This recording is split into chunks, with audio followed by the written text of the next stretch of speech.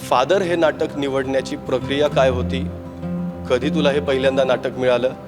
अनेक नाटकं तुझ्या डोक्यामध्ये असतील की आपल्याला ही करायची आहेत, ही नाटकं सगळी मला करायची आहेत ॲज अ डिरेक्टर म्हणून, ॲज अन ॲक्टर म्हणून. पण या वर्षीच्या या नाट्यस्पर्धेमध्ये फादर हे नाटक निवडण्याचं कारण काय? दिग्दर्शिका म्हणायचं का रे? दिग्दर्शक आपण हे ठेवूया. अच्छा ठीक आहे चालेल.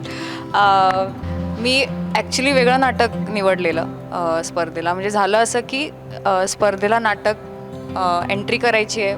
मी जस्ट वर्धनला कॉल केला कारण मी नुकतीच आलेली आणि मला एस सच मी कुठल्याही संस्थेशी जोडलेले नाही आहे किंवा माझा पर्सनली असा स्वतःचा ग्रुप वगैरे नाही आहे. तर त्यामुळे वर्धनला मी जस्ट कॉल केला, मेसेज केली. And I was also travelling to Porvorim, काहीतरी एका ह्याच्या जजिंगसाठी बोलवलेलं.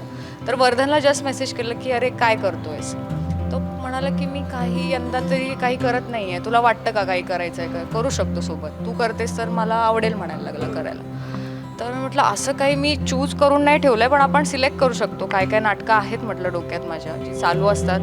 आणि त्यातलं लिस्ट मी त्याला सांगितलं. मी म्हटलं रिसेंटली स्टोन नावाचं एक नाटक मी वाचलं आहे एडवर्ड बॉन्डचं. तर म्हटलं त्याचे फक्त कॉपीराईट्स आपल्याला घ्यावे लागतील, बट तो मोठा काही इश्यू नाही. आणि खूप इंटरेस्टिंग नाटक आहे, मी त्याला म्हटलं. एक जवळजवळ 5-6 कॅरेक्टर्स आहेत त्याच्यात, पण इंटरेस्टिंग पात्र आहे, नाटक आहे आणि आजच्या काळाला जाणारं असं नाटक आहे. म्हटलं ठीक आहे, मग तू करू शकशील का ट्रान्सलेशन आणि हे ते? तर म्हणाला की हो मी प्रयत्न करतो, जमेल म्हणायला लागला. तर एंट्री टाकायची का? मी म्हटलं हो टाक. केदारशी आपण बोलतो म्हणाला. मी म्हटलं कुठली संस्था? तर म्हणायला लागला मांगेरीश यूथ क्लब. म्हटलं ठीक आहे, केदारशी बोल आणि एंट्री टाकून दे. आणि मग एंट्री टाकली, सगळं झालं.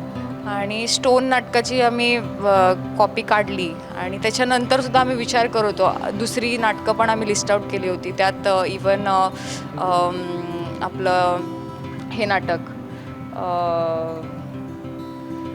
सॉरी मी नाव विसरते आहे, ते पण माझ्या डोक्यात खूप आहे नाटक. द चेअर्स नाटक आम्ही काढलेलं. त्यानंतर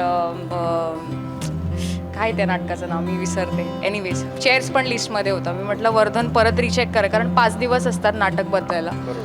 आणि करता करता असं झालं की डॉक्टर समीर मोने ज्यांनी स्क्रिप्ट ट्रान्सलेट केली, अनुवाद केली आहे, त्यांचा कॉल वर्धनला आला. ते म्हणाले की अरे काय करतोय यंदा?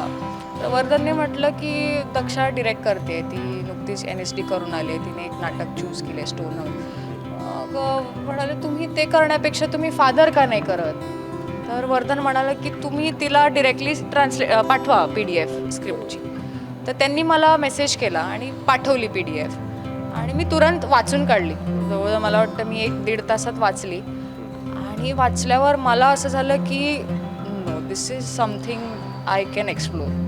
अँड त्या नाटकात इतके भयंकर एलिमेंट्स होते आणि मी पहिल्याच रीडिंगमध्ये मला असं झालं की this is something I can explore to different level. आणि वर्धनला मी डायरेक्ट मेसेज केला, म्हटलं आपण फादर करू, ते मागे घे. आणि वर्धनने रातोरात मेसेज केला. आणि त्यात पण असं झालं होतं की संस्थेचा काहीतरी स्टॅम्प कोणाकडे तरी असतो, ते कुठेतरी आउटडोर गेले होते आणि मग स्टॅम्पचा फोटो काहीतरी पाठवला. आणि असं झालं की अगदी कट टू कट झालेलं की एंट्री म्हणजे नाटक बदलायचं आणि कट टू कट चाललेलं सगळं पेपर वर्क करायचं.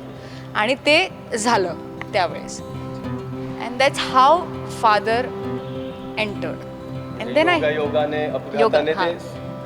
अपघाताने घडलं. सो तो टाईम जसं म्हणतात ना की नक्षत्र जुळून येतात आणि टाईम सगळा जुळून येतो. सो त्यावेळेला तसं झालं होतं. आणि झाली एंट्री झाली. And then I started my research work about म्हणजे त्याच्या स्क्रिप्ट वाचल्या, because it's a translated script. I went to the English translated script, कारण इंग्लिशवाली क्रिस्टोफर हॅम्प्टन ह्यांनी ट्रान्सलेट केली आहे. The original is translated written by Florian Zeller. कुठल्या भाषेत?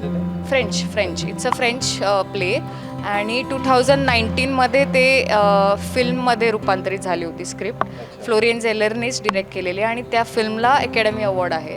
अँटनी हॉपकिन्स यांना, ज्यांनी फादरचा रोल केलेला, त्यांना अकॅडमी अवॉर्ड आहे. 2019ची फिल्म आहे. And film is still available on Amazon Prime, right? Amazon Prime. So it's a wonderful script, wonderful. Even the movie is excellent movie.